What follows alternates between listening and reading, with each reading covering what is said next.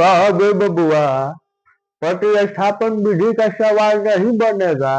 हाँ, काहे नहीं बनेगा ये? कहाँ दिक्कत है इस सवाल में? हमको तो नहीं के बुझा रहा है कोनो दिक्कत। आओ देखते हैं कैसे है बनेगा। प्यारे बच्चों, जैसा कि आप लोगों को पता होगा, क्लास 10th में एक मेथड है जो प्रतिस्थापन विधि। इस प्रतिस्थापन विधि से हम लोग समीकरण को कैसे हल करते हैं उसके बारे में जानते हैं। अभी इस समीकरण को यदि हम हल करेंगे तो इसके बाद आपके पास कोई भी समीकरण आ जाए, कहीं से भी उठ के आ जाए, तो आप लोग आसानी से समीकरण को हल कर लीजिएगा।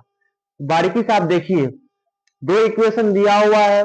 पहला इक्वेशन या तो दोनों में से किसी एक इक्वेशन का हम लोग प्रयोग करेंगे और x के टर्म में पद को लाएंगे। पहले x का वैल्यू लाएंगे, पहले x को इस तरफ स्थापित करके y को उधर भेज के लाएंगे, या तो y को स्थापित करेंगे, x को उधर भेज के y का वैल्यू लाएंगे, या तो x का लाएंगे या तो y का लाएंगे। याद रखना है कि जो समीकरण का हम लोग उपयोग किए हैं, दूसरे बार उसके बाद जो स्थापित जिसमें करेंगे वो दूसरा समीकरण हुआ। ये देखते हैं कैसे बनेगा। यहां लिखते हैं हम लोग समीकरण 1 से। अब समीकरण 1 में क्या है? x प्लस वाई बराबर है 14। अब x बराबर रखेंगे 14, इधर y प्लस में इधर जाएगा माइनस में। ये भी संख्यात्मक रूप में मान नहीं आया है, तो इसको भी हम लोग क्या करेंगे? समीकरण 3 मान लेते हैं। समीकरण 3 मान लिए।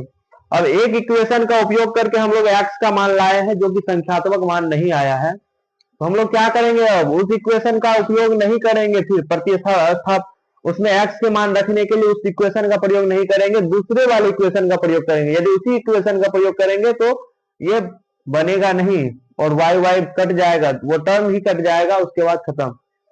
तो हम लोग क्या करेंगे? दूसरे इक्वेशन का प्रयोग करेंगे। अब क्या लिखेंगे?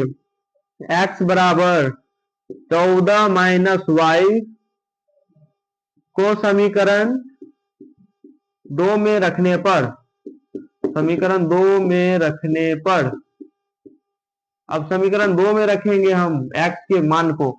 समीकरण 2 में क्या है? x माइनस वाई बराबर कितना है? 4 है। अब x बराबर क्या निकाले हम लोग यहाँ पे? x का मान 14 माइनस का y, और ये माइनस y तो यहाँ से जो है वो रखेंगे ही रखेंगे 4। अब ये minus Y minus Y, minus minus क्या होता है? प्लस होता है, लेकिन साइन माइनस से करेगा, माइनस माइनस प्लस ऐड हो जाएगा लेकिन साइन माइनस से रहेगा, तो ये माइनस माइनस प्लस 2y हो जाएगा। और ये 14 है इधर प्लस में, हम इधर लेके जाएंगे, क्या हो जाएगा? माइनस में। इसके पीछे कुछ नहीं है तो प्लस है ना, तो हम लोग इसको 14 को उधर लेके जाएंगे और दोनों y जुड़ जाएगा, माइनस 2y हो जाएगा, क्योंकि साइन दोनों में माइनस माइनस नहीं लगा हुआ है। अब क्या होगा? माइनस 2y बराबर क्या आएगा? इधर माइनस 10। अब ये माइनस से ये माइनस को हम लोग काट सकते हैं, आराम से काट सकते हैं, और आप भी काटिए। अब y बराबर क्या हो जाएगा? इधर जगह नहीं है, इधर हम लोग लिखते हैं। अब y बराबर होगा, ये 2 है, y के गुणांक में ये 2 है, 2 इधर लेके जाएंगे, इधर भागा में चल जाएगा, उधर 10 है, 10 के नीचे 2 आ जाएगा, यानी 2 से 5 बार में 10 कट गया, यानी y बराबर क्या आ गया? 5 आंसर आएगा y बराबर। अब करेंगे क्या? y बराबर 5 को समीकरण, अब हम लोग करेंगे क्या? किसी भी समीकरण में रख देंगे तो वो मान आ जाएगा, x का मान आ जाएगा, चाहे 1 में रखे, 2 में रखे, ये जो 3 वाला नया निकाले हैं इक्वेशन, इसमें रखे, किसी में भी रखेंगे तो वो मान आ जाएगा। मान के चलिए हम लोग समीकरण 1 में ही रख देते, y बराबर 5 को समीकरण 1 में रखने पर, 1 में रखने पर तो 1 में रखते हैं। 1 क्या कहता है? x प्लस वाई बराबर 14। अब x रहेगा ही, और y की जगह पे क्या आ जाएगा? 5, क्योंकि y का वैल्यू कितना निकाले थे? 5 बराबर 14। x बराबर 14 तो रहेगा, माइनस में ये प्लस में 5 उधर जाएगा, माइनस में चला जाएगा, माइनस 5। x बराबर हो जाएगा कितना? 9।